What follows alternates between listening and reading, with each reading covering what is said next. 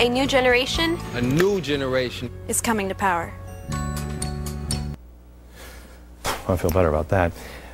This is the generation he likes to call we, born between 1978 and 2000. He is aggressively trying to mold 95 million young minds into a massive, collective, progressive voting bloc.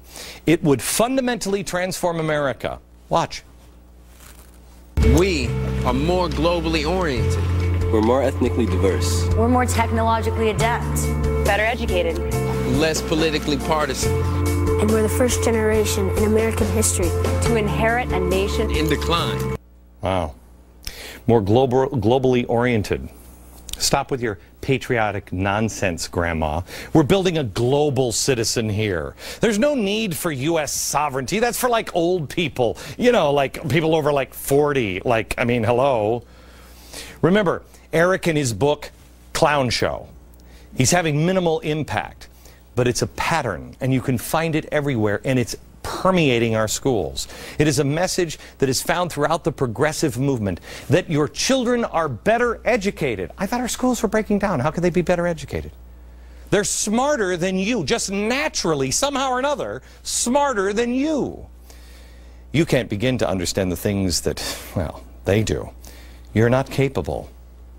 I was also moved here by the less politically partisan line that was spoken here, when absolutely every line in this abomination is partisan leftist propaganda. Now, let's find out why they're the only generation to inherit a nation in decline. Watch this. Some of us are losing our homes. Our dependence on fossil fuels has polluted our environment. Our water is contaminated. And our health is endangered. Oh, boy.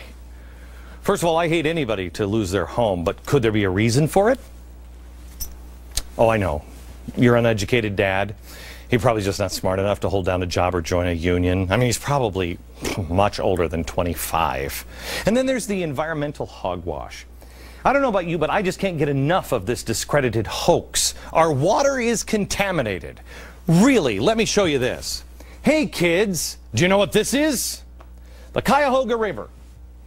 It's a shame that this generation is just too young to remember this fire right off Lake Erie. Yeah, that's contamination. Water so polluted it bursts into flame.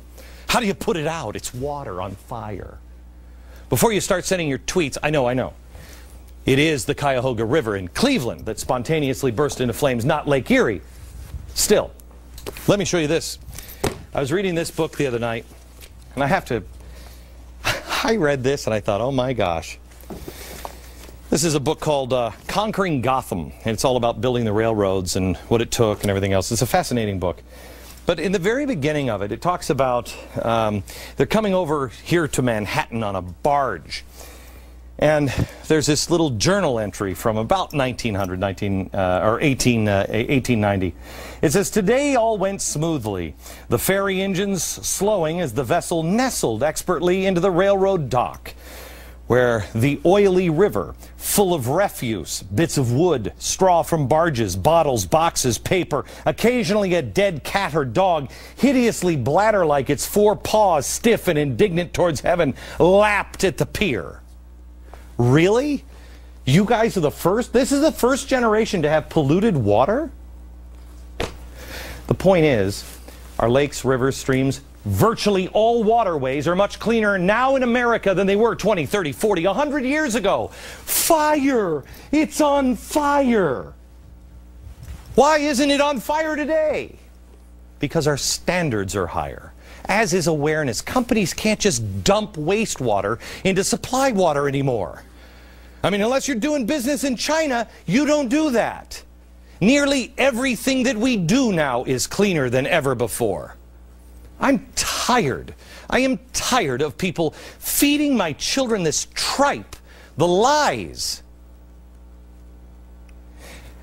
As a parent, I've got 4 kids. Aren't you a little shocked when people use our children this way? Some of these kids on this video are 10 years old. So what are you going to do? Well, it is important to know about brainwashing. Because they're brainwashing your kids. And if we lose this generation, if we don't teach them the correct principles, we will lose the republic in the next generation. I want to show you some stuff. We haven't even started. I want to show you some stuff that will hopefully shock you. And in the commercial breaks, I want you to call your friends up and say, can you turn on Glenn Beck? Can you watch this show? Watch this. And ask your kids. Ask your kids. Get your butt in here and watch. And ask them, have they seen any of the kind of stuff that we're talking about tonight? And if so, call up your school board. Call up your principal and say, knock it off. More coming up. At the top of the show, I mentioned there was a national education rally yesterday. It was billed as a campaign to save education in America. Well, who's not for that?